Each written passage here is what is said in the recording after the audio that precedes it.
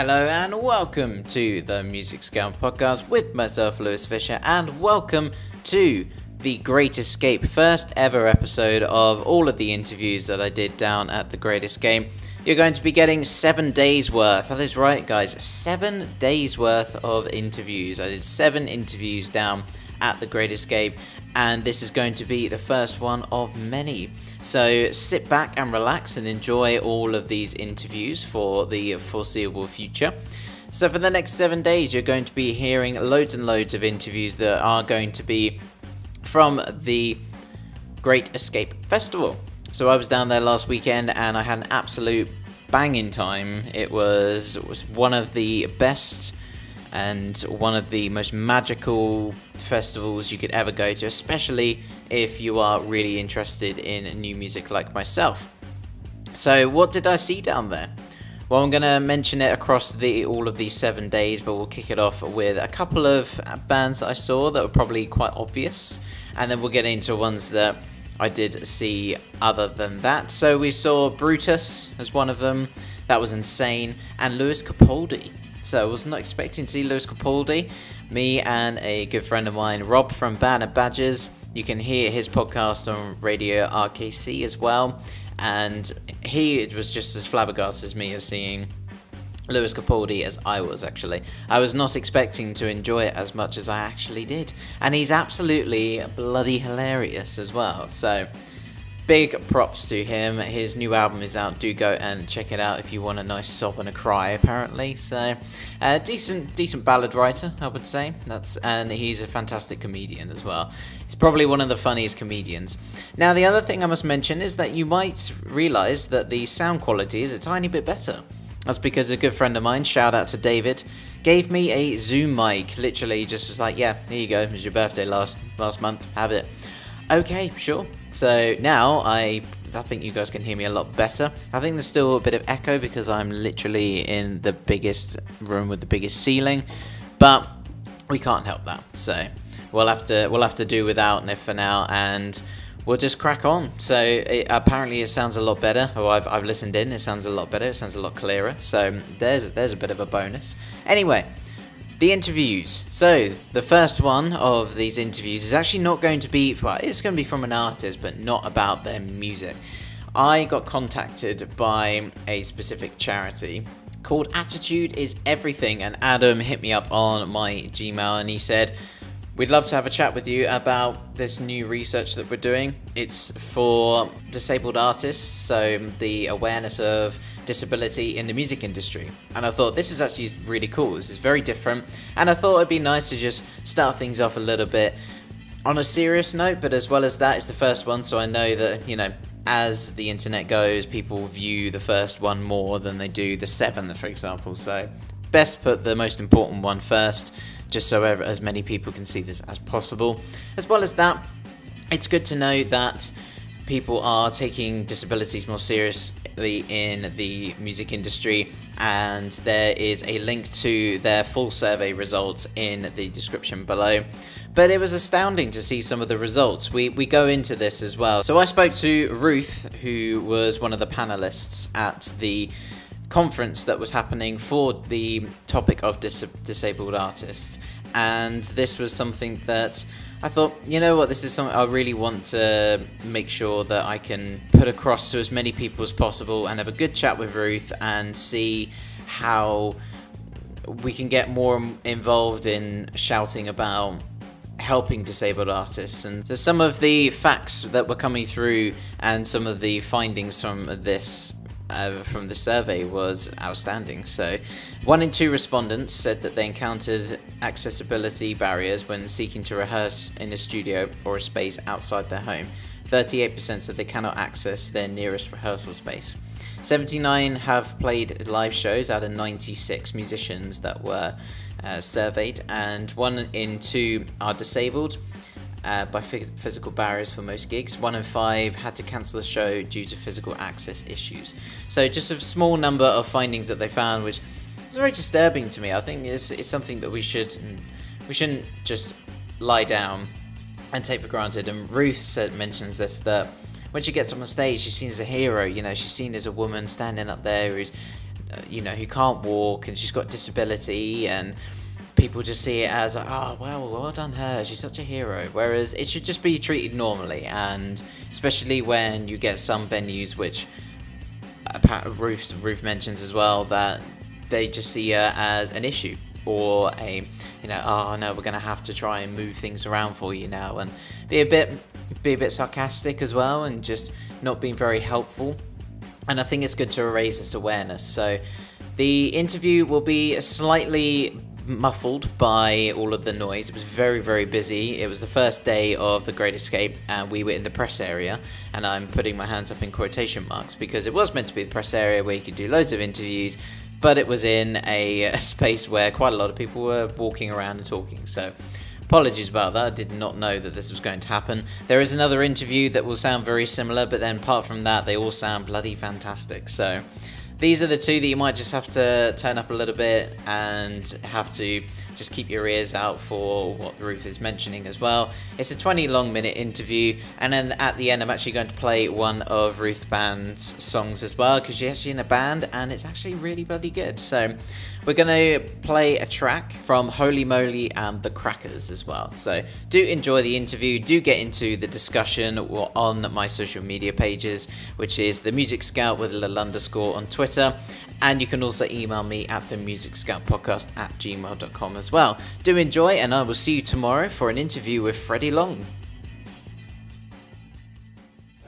Okay, so I'm here with Ruth Patterson of the Holy Moly and Crackers. That's half the reason why we're here today. The other half of the reason is because you've been working with Attitude, the charity, about a new survey they've put out recently, and they've working on releasing a survey about the different difficulties and obstacles with disabled artists, disabilities in general.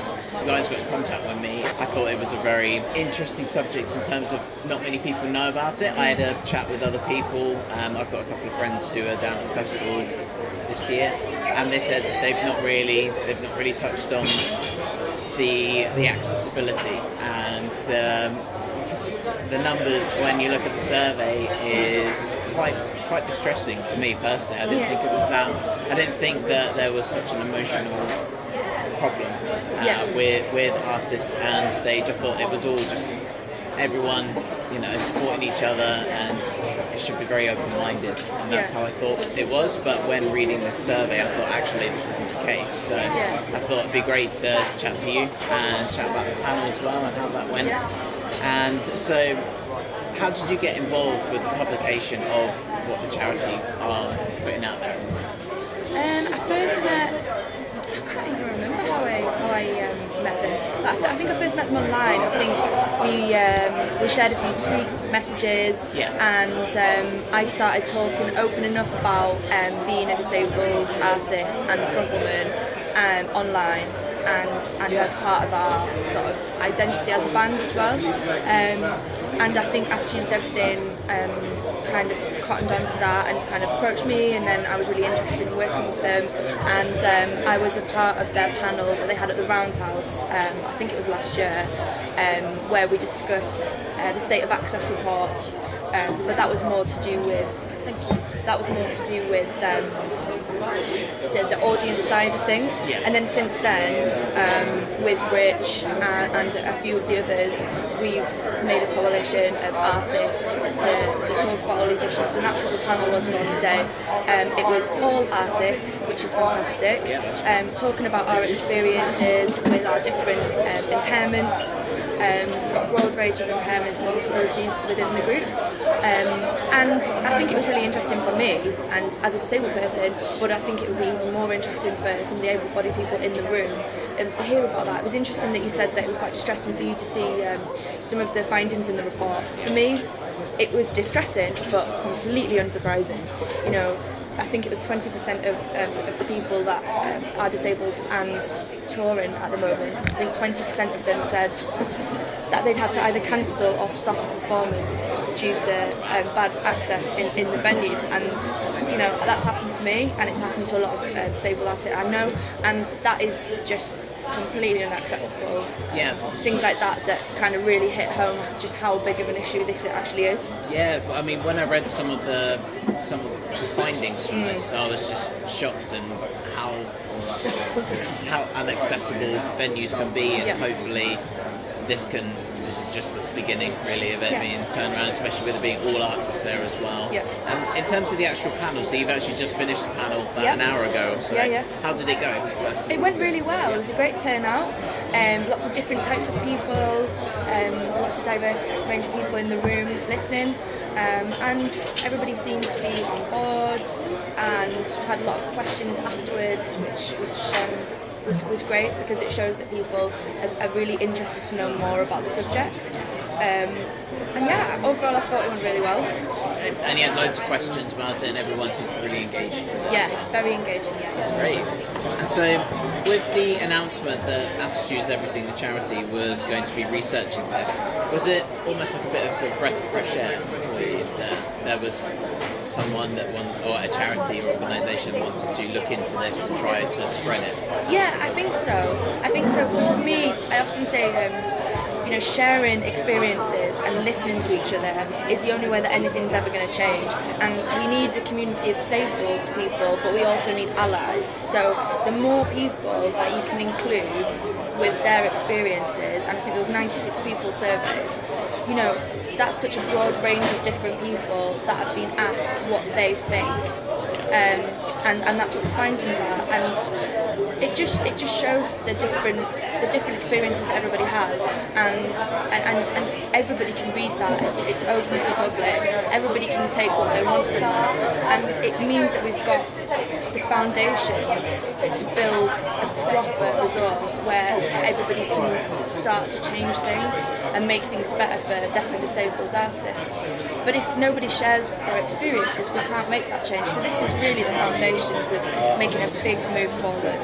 Yeah, that's great. I think that's the main thing, is that if we're sharing, then obviously with these 96 people, I think I read that there were multiple different disabilities, so it wasn't just a specific disability they were looking into, so people could share their experiences of maybe difficulty of hearing or difficulty of mobility. So it's good that there was a wide range of disabilities that were focused on for the findings, to see how inaccessible venues or even recording can be, and I think this is a real step forward, which is great. It's really exciting, that's the main thing. I can be quite negative about things, because I think people, especially able-bodied people, need to know just how dark it can be, and so we can shock people into really caring about these issues. But on the same hand, you have to say, well, it's exciting, we're moving in the right direction, it's a step in the right direction, it's a step forward, and now we have a basis on which we can build, and that's exciting. So I have to be positive about that. Yeah, I think that's the thing, is that you have got this survey which does point out negatives. It does point out that there are difficulties and there are troubles, but all of that amasses to a positive notion of other venues just saying, I think we do need to make a difference. Exactly. And even I would assume that the Great Escape after this would look into it for all of the venues, especially with them putting this on as well for a convention, and just reflecting for 2020, just making sure that it is fully accessible for every single person. So, did you feel a change was needed from your own personal experiences then, over the course of the years then? Did you feel like someone needed to talk about this more, and people needed to share their experiences more through your own personal experiences? Do you feel like a change was needed because of the inaccessibility? Yeah, I did feel like a change was needed, and I still do. Part of the thing is that I'll turn up to venues and they don't expect that I'm in the band. They don't expect that I'm somebody's girlfriend or I'm just tagging along. And it's kind of broadening venues' horizons and kind of broadening that approach where disabled people, it shouldn't be a big shock that they're in a band. It shouldn't be a big shock, but it is at the moment. And so it's the attitudes of these different establishments where they work with us and they kind of go, okay, that's happening, great, and they're almost proud of the fact that they have disabled artists at their venues and stuff. So yeah, I have seen that. I've seen some great positives, but I've also seen some great negatives where I've been made to feel like a big problem and sort of, oh, we're going to have to change things around because you've got mobility issues, and that's not good. That's not good, and that's why I wanted to speak out about it, because I've got a relatively thick skin and I have 5 bandmates to back me up. But, you know, if I was a solo artist and a bit younger, you know, I would find that really, really traumatic to be made to feel like that. So that's when I realised that I really need to start chatting about this in the wider world, because everybody needs to know these things are happening, and people need to be called out on it. Yeah, so I think those personal experiences of yours are just very similar to other people with disabilities. It makes you feel quite small and insignificant, and you seem as though you are made to feel like you're in the way as such, exactly, when you are the artist performing for the audience. So why should you be made to feel in the way? So hopefully this whole survey should help out. And how were the other bandmates? How are the other panelists for today? Are they all in the same boat? As in they're very, very passionate about trying to get this into it? I think we all are. There were 5 of us on the panel, and we've all got different impairments, and it was interesting to share those with each other as well as with the audience. And I think we're all very passionate about it, and some of us have different things. So I'm promoting mobility access, so I'm more sort of ramps and things. But it was interesting to talk to some of the other panellists, because they maybe have invisible disabilities, which are just as debilitating, but I guess I'd never really thought about that if you can't see a disability, you know, it's even harder to ask for help, and that's something that I learned today, which was really good. Yeah, there was a lot of things that I learned from it, that people didn't want to tell the promoters or the venue that they had a disability. I think that was a huge one for me, is that they didn't want to tell people because they think that they would be an inconvenience, when it should be the other way around. They should be confident to tell people about their disabilities, to make sure the venue helps them out as much as possible, and make sure that they are made to feel as important as if it was someone with complete mobility or someone with complete sight, for example. So there was one thing in the press notes that I noticed that was a really interesting quote from yourself, that I'd like to talk about, was I look forward to a time where seeing someone like me on stage isn't inspirational or admirable. I thought that was a really interesting quote. Following from this and the research, do you think you can change people's perceptions of that? I'd like to think so.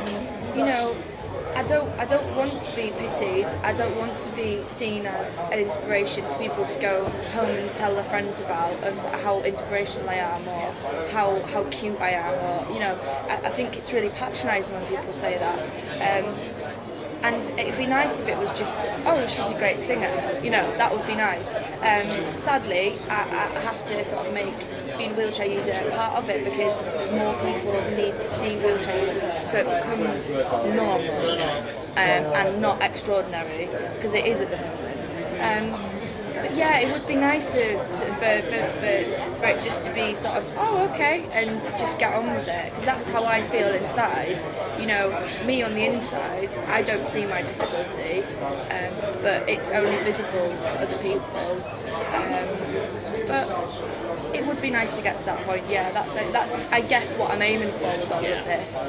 And then, so that would just be getting the message out there a lot more, and chatting to people, making people aware that... more exposure, more exposure. So the other thing that, obviously some of the figures that I saw in the study, I said that was really distressing to me, and I've got a couple here that so 70% have withheld their details of health condition or impairment because of the concerns that have been negatively impacted on the writers and the promoter. And then of the 54 that disclosed the details, 59 said that their access requirements were ignored or not taken seriously as well. I think these facts and figures are astonishing. It's downright dangerous. That is dangerous to ignore somebody's access needs. I just couldn't believe what I was reading. I read the whole thing before I came here, and I didn't think that for me personally, I didn't think that there was such a distress for disability in the music industry. I thought it was, I thought people would just try and take care of each other. That was the main thing. So I think even just listeners listening into this and just taking in those small facts, I think also to listen into the other ones and just read the rest of the survey, I think definitely open people's minds to a wider world. I think everybody should try and read the survey if they can. We're sharing it online, and there's going to be booklets around it, the Great Escape as well, so anybody that can get their hand on a copy, I think it would open a lot of people's minds. Yeah, I will leave a link to the survey as well for in the podcast episode. So do you know what's next for the charity, for yourself, and sort of the movements for the movement from today and for what's happening? Is there anything else at the Great Escape going on? Or are you looking to other animals? I've not got anything too much booked in. I think maybe there'll be a few little chats going on and interviews throughout the day, and I think some of the other guys are speaking as well. But I think mainly it's sort of sharing these findings, sharing these experiences of the 96 people that were surveyed, and also trying to challenge people's perceptions of disability and what that means. And from that, we can start to build something. I don't specifically know what the next step is, if we've got anything in mind. I think we're all kind of working towards this day has been sort of in the back of our minds for the last few months. But I think it's after this, we'll take some time, and then we'll think about what we can do individually, what we can do collectively, and how we can ask for help from the rest of the community as well. That's great. And then so just to wrap things up, are you staying around for the Great Escape? Are you going to see any artists? I don't know what we're doing for the rest of the day actually. I'm going to have some lunch, which I'm excited about. Lunch is next.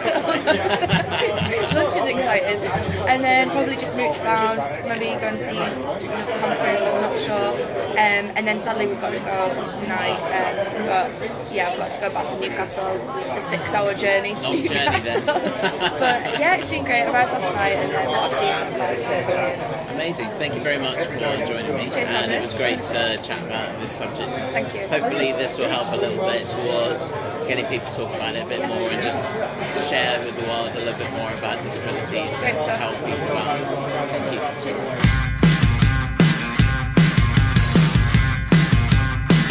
In the background there's a blind spot, rolling dice and mark your cards out. Don't push the luck and lose your money. All your cheaters won't impress me.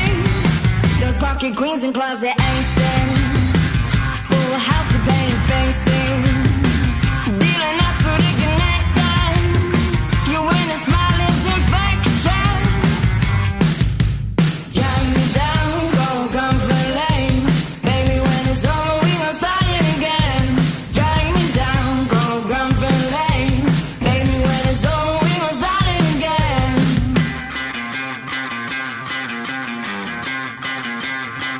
That is square for the last pound.